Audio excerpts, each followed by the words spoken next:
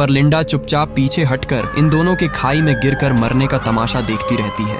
कहानी की शुरुआत में कुछ लोग एक प्राइवेट प्लेन में कहीं जाने की तैयारी कर रहे होते हैं और कुछ वक्त बाद जब प्राइवेट प्लेन में सफर करने का वक्त आता है तो बाकी लोग इस अजीब और बेढंगी महिला को देखकर बिल्कुल खुश नहीं होते। पर ये महिला चुपचाप अपना लैपटॉप खोलती है और अपने डॉक्यूमेंट्स पर काम करने लगती है। दूसरी तरफ बाकी लोग आपस में ड्रिंक करके हंसी मजाक कर रहे होते हैं। माहौल को और मजेदार बनाने के लिए एक आदमी सबको उस महिला की एक पुरानी वीडियो क्लिप दिखाता है जो उस महिला ने द लास्ट हीरो नाम के एक सर्वाइवल शो के ऑडिशन के लिए बनाई थी, जिसमें वो शहर के बीचों बीच जंगल में जिंदा रहने के ट्रिक्स दिखा रही होती है। अपने काम में मगन महिला की नजर जब अचानक उन पर पड़ती है और वो समझ जाती है कि सब उसका मजाक उड़ा रहे हैं। गुस्से में रोते हुए महिला उस डील के डॉक्यूमेंट्स को डिलीट कर देती है, लेकिन उनकी हंसी अचानक चीखों में बदल जाती है जब उनका प्लेन एक भयंकर तूफान में फंस जाता है। झटके इतने जोर के होते हैं कि जिन लोगों ने सीट बेल्ट नहीं बांधी थी वो हवा में इधर उधर गेंदों की तरह उछलने लगते हैं। तभी प्लेन के एक इंजन में भी आग लग जाती है। प्लेन हवा में ही टूटने लगता है और केबिन का प्रेशर खत्म होते ही एक आदमी सीधा बाहर उड़ जाता है। ये आदमी जिसने सीट बेल्ट नहीं लगाई थी वो उस महिला को पकड़ लेता है। महिला उस वक्त भी अच्छी इंसान होने के नाते उसकी मदद करने की कोशिश करती है, लेकिन खुदगर्ज आदमी अपनी जान बचाने के लिए उस महिला को ही उसकी कुर्सी से बाहर फेंकने की कोशिश करता है। तभी पीछे से एक और आदमी उड़ता हुआ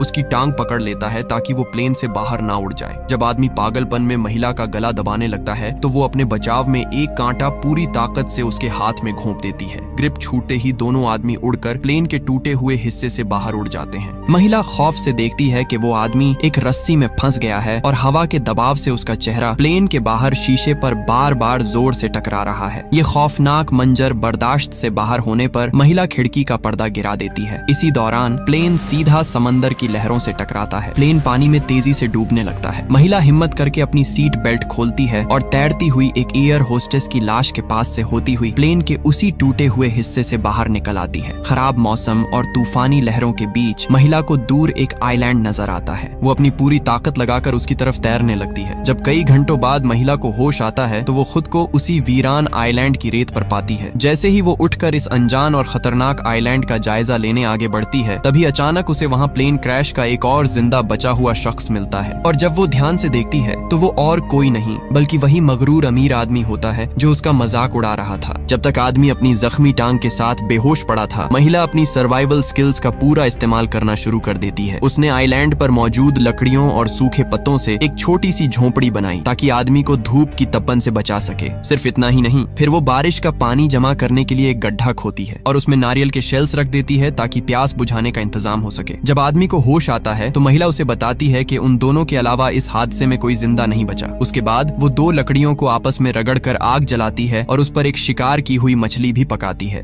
महिला उस पकी हुई मछली को लेकर आदमी के पास जाती है, लेकिन आदमी का अमीर बाप की औलाद वाला नशा अभी उतरा नहीं था। वो उस मछली को देखकर ऐसे मुंह बनाता है मानो उसे किसी 5 स्टार मिशेलिन रेस्टोरेंट का खाना चाहिए हो। शाम के वक्त समंदर के किनारे बैठी महिला अपनी खुशी छुपा नहीं पाती। जिंदगी में शायद पहली बार उसे लग रहा था कि वो अपनी सही जगह पर है, लेकिन आदमी का मिजाज इससे बिल्कुल उलट था। आइलैंड की ये छोटी सी झोंपड़ी उसके नखरों और उसकी पर्सनैलिटी के हिसाब से बहुत छोटी थी। वो इस उम्मीद में था कि कब कोई आए और उन्हें बचाकर वापस शहर की आरामदेह जिंदगी में ले जाए। असल में इस पूरे हादसे की शुरुआत अचानक नहीं होती। इस कहानी के तार जुड़ते हैं प्रेस्टन कॉर्पोरेशन के चमकते हुए ऑफिस से, जहां ये महिला लिंडा काम करती है, जो दिन रात सिर्फ इस उम्मीद में मेहनत करती है कि एक दिन उसका काम उसे कंपनी में अच्छी पोजीशन दिलाएगी। मगर अफसोस, उसका बॉस डोनोवन एक नंबर का हरामी निकलता है। वो उसकी शराफत का फायदा उठाकर न सिर्फ लिंडा की मेहनत का क्रेडिट खाता है बल्कि उसकी बनाई हुई जबरदस्त रिपोर्ट्स को अपना बताकर ऊपर तक वाहवाही बटोर लेता है। ऑफिस में लिंडा के बाकी कोलीग्स भी उसे अजीब समझते हैं और उससे दूर दूर रहते हैं। और सिर्फ यही नहीं बल्कि यहाँ तक कि कोई उसे ऑफिस के बाद किसी पार्टी या हैंग आउट पर इन्वाइट तक नहीं करता। लेकिन इन सब के बावजूद लिंडा अपनी उम्मीद नहीं हारती। दरअसल कंपनी के लेट फाउंडर को हमेशा से लगता था कि वाइस प्रेसिडेंट की कुर्सी के लिए लिंडा से बेहतर कैंडिडेट कोई नहीं, और अब लिंडा को पूरी उम्मीद होती है कि जब फाउंडर का बेटा ब्रैडली प्रेस्टन अपने बाप की कुर्सी पर बैठेगा तो उसे उस उसका हक जरूर मिलेगा। अपने दिल की ये आखिरी उम्मीद वो घर आकर अपने पालतू तोते कराटे से शेयर करती है। कुछ वक्त गुजर जाने के बाद जब ब्रैडली ऑफिशियली बॉस की कुर्सी संभालता है तो वो लिंडा की जगह अपने पुराने दोस्त डोनोवन को वाइस प्रेसिडेंट की पोस्ट दे देता है। जब लिंडा को इस धोखे का पता चलता है तो वो सीधा ब्रैडली के पास जवाब मांगने पहुंचती है। ब्रैडली साफ अल्फाज में कह देता है कि लिंडा एक बहुत अच्छी वर्कर है, लेकिन एक बॉस दिखने के लिए पर्सनैलिटी चाहिए होती है। वो उसे ताना मारता है कि बिजनेस की दुनिया में सिर्फ प्रोडक्ट्स नहीं बल्कि खुद को भी प्रेजेंट करना और बेचना आना चाहिए। इन सब बातों के बावजूद ब्रैडली उसे अपने साथ एक अहम बिजनेस ट्रिप पर चलने का आखिरी मौका देता है, जहां एक बहुत बड़ी डील फाइनल होने वाली है। पर सच तो ये था कि ब्रैडली और डोनोवन दोनों को ही कंपनी के कोर बिजनेस का कख पता नहीं था, इसलिए डील फाइनल करने के लिए उन्हें लिंडा के दिमाग की सख्त जरूरत थी। इसी मीटिंग के बीच ब्रैडली की फियांसी जूरी आ जाती है। ब्रैडली उसकी खातिर मीटिंग वहीं रोक देता है और जाते जाते लिंडा को एक बार फिर जलील करते हुए कहता है कि उसके केबिन से अजीब सी बदबू आती है क्योंकि वो वहीं बैठकर लंच करती है, जिसकी बाकी लोग भी शिकायत करते हैं। इस दर्दनाक बेइज्जती से टूटी हुई लिंडा ऑफिस से निकलकर पार्किंग लॉट में जाकर फूट फूट कर रोती है, जहां से कहानी फिर प्रेजेंट में आती है। ब्रैडली वापस जाने के लिए मर रहा था, लेकिन लिंडा को शहर की जिंदगी से ज्यादा इस आइलैंड पर मजा आ रहा था। ब्रैडली हैरान होता है कि लिंडा ने अभी तक मदद के लिए कोई सिग्नल क्यों नहीं बनाया। इस पर लिंडा मुंह तोड़ जवाब देती है कि वो उनके जिंदा रहने के इंतजाम, खाना, पानी और आग जुटाने में मसरूफ थी। बातों बातों में माहौल थोड़ा गर्म होने लगता है जब ब्रैडली गुस्से में याद दिलाता है कि वो अब भी उसका बॉस है और उसे उसकी बात सुननी पड़ेगी। तो अपने बॉस के इस अकड़े हुए और मगरूर रवैये से तंग आकर लिंडा अपना सामान उठाती है और ब्रैडली को उसके हाल पर अकेला छोड़कर कैंप से निकल जाती है। जब सूरज ढलता है और जंगल की डरावनी आवाजें ब्रैडली को घेर लेती हैं, तब उसे एहसास होता है कि आइलैंड पर ऑफिस का स्टेटस नहीं, सर्वाइवल की ताकत चलती है। अगली सुबह लिंडा अपने हाथ में एक भाला और पीने का पानी लेकर वापस आती है ताकि अपने बॉस को याद दिला सके कि अब वो किसी ऑफिस में नहीं है। यहाँ किसी के सोशल स्टेटस की कोई औकात नहीं, यहाँ सिर्फ सर्वाइवल स्किल्स काम आएंगी। लिंडा बताती है कि वो उनके खाने के लिए एक जंगली सुअर का शिकार करने जा रही है, क्योंकि पता नहीं उन्हें यहाँ कितने दिन रहना पड़े। जंगल की घनी झाड़ियों में भटकते हुए आखिरकार उसने एक जंगली सुअर ढूंढ ही लिया। लिंडा दिमाग चलाती है और उसे एक जाल में फंसाकर ऊपर से हमला करती है। एक बार काफी नहीं था, जख्मी सुअर लगातार हमला करता रहा, इसलिए लिंडा ने उसे अपनी लकड़ी के भाले से तब तक मारा जब तक कि उसकी जान नहीं निकल गई। खून में लथपथ लेकिन शिकार के साथ लिंडा वापस ब्रैडली के पास कैंप पहुंचती है। उस शाम आग के सामने उस शिकार को पकाकर खाते हुए दोनों के बीच माहौल थोड़ा रोमांटिक सा हो जाता है। अगले दिन आइलैंड को एक्सप्लोर करते हुए लिंडा को एक खूबसूरत झरना मिलता है। पिछले कई दिनों की धूल और पसीने को धोने के लिए वो इस नेचुरल शावर का मजा लेती है। तभी अचानक उसकी नजर दूर समंदर में गुजर रही एक बोट पर पड़ती है, पर वो यहाँ एक अजीब फैसला करती है। वो मदद के लिए कोई आवाज नहीं लगाती। वो चाहती थी कि वो इसी आइलैंड पर रहे, क्योंकि ऑफिस की उस घुटन भरी और ताने मार जिंदगी से बेहतर उसे यहाँ का आजाद माहौल लग रहा था। कैंप वापस आकर वो ये बात ब्रैडली से छुपा लेती है, लेकिन ब्रैडली इस बात से शदीद गुस्से में था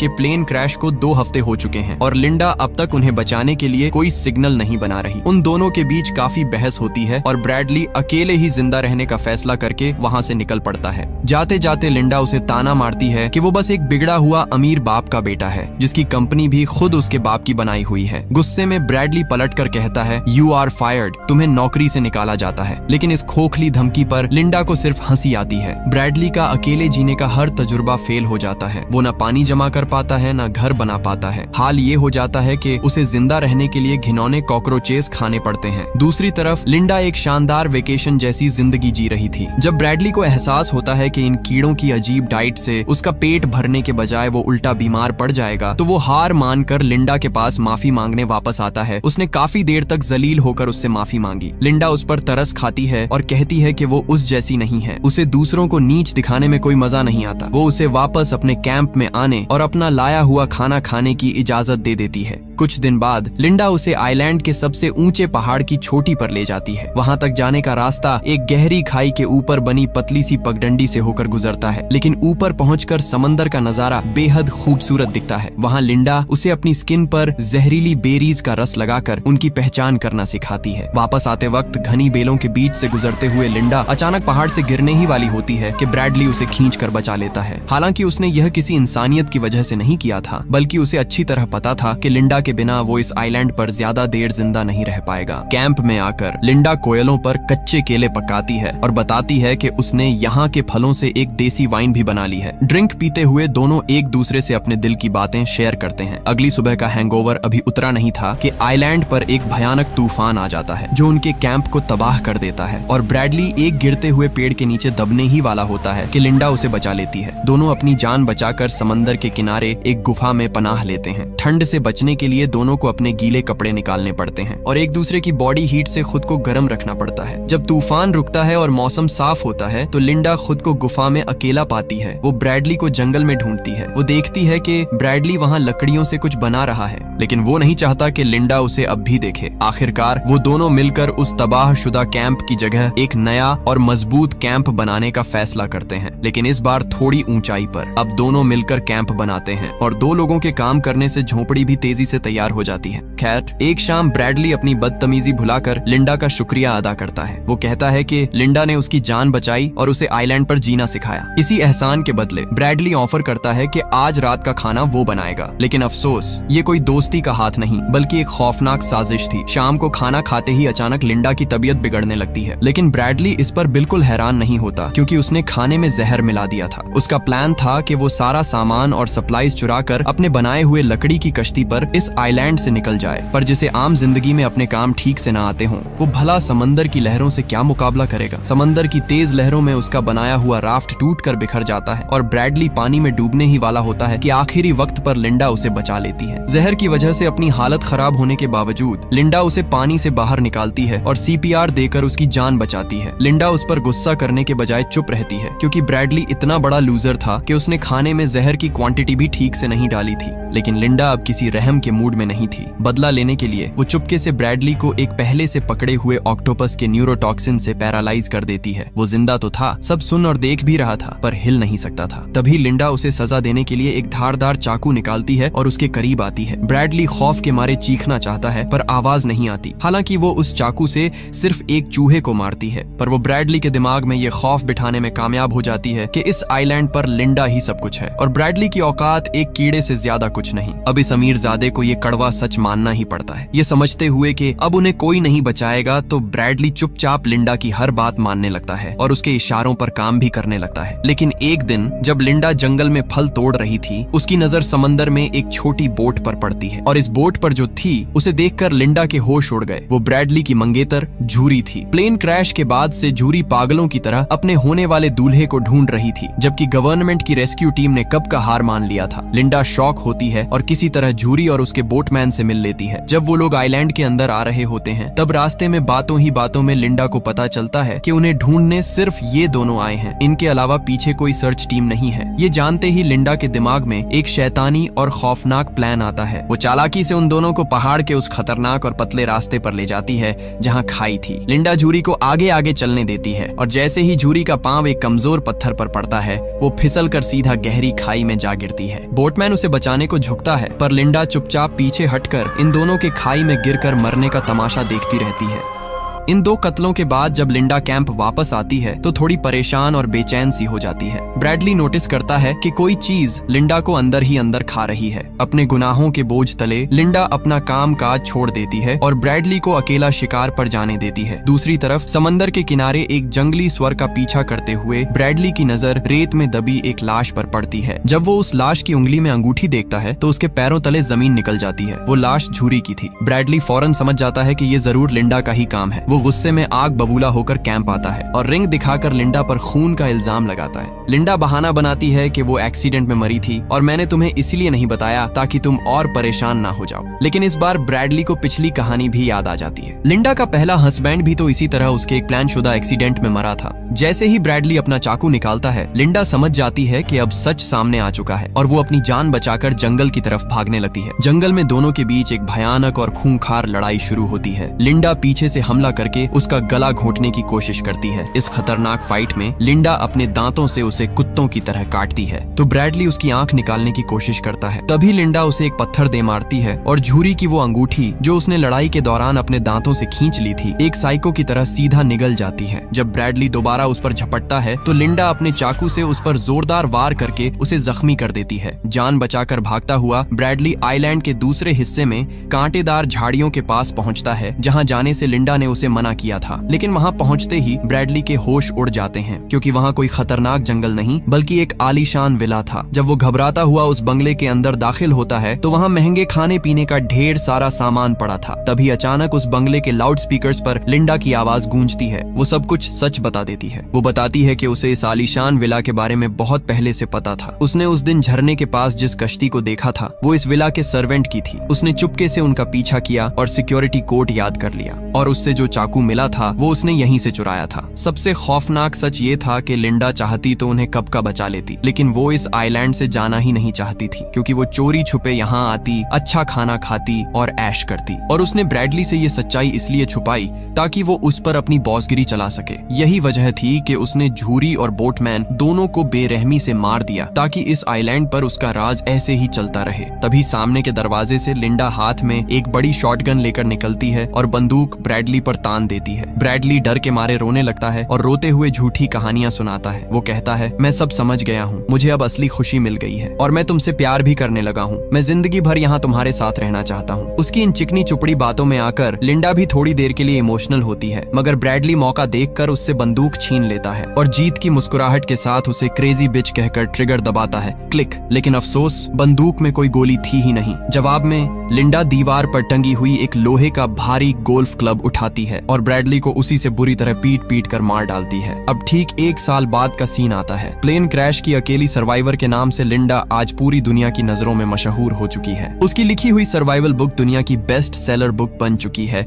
जिस पर अब एक हॉलीवुड मूवी भी बनने जा रही है और आज वही लिंडा को हम एक अमीर सेलिब्रिटी के रूप में गोल्फ खेलते हुए देखते हैं। आखिरी सीन में लिंडा अपनी सबसे महंगी कन्वर्टेबल स्पोर्ट्स कार में अपने फेवरेट पालतू तोते कराटे के साथ बैठी चश्मा लगाकर कैमरा की तरफ एक किलर मुस्कुराहट के साथ देखती है और